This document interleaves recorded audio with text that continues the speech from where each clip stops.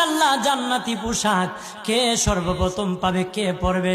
নবী বলেন, আয়েশা রে, জান্নাতি পোশাক সর্বপ্রথম আমি রাসূলুল্লাহ পাবো, কিন্তু আমি নবী সর্বপ্রথম পরব না। সর্বপ্রথম ইব্রাহিম খলিলুল্লাহকে জান্নাতি পোশাক পরানো হবে। কেন জানুনি?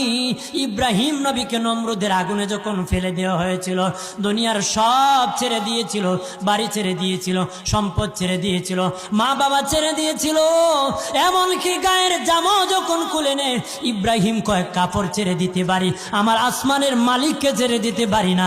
ওই দিন আল্লাহ ইব্রাহিমের সাথে অঙ্গীকার করেছিল, ইব্রাহিম আজকে তোমাকে সকলের সামনে উলঙ্গ করে লজ্জায় ফেলে দিয়েছি ইব্রাহিম, তারপরে তুমি আমাকে ছাড়ো নাই। আমি কিয়ামতের দিন সকলের সামনে মুসলমান, বেঈমান, কাফের, নাস্তিক যারা তোমাকে উলঙ্গ করেছিল, তাদের সামনে আমি আল্লাহ আনুষ্ঠানিকভাবে তোমাকে কাপড় পরায়া দিব।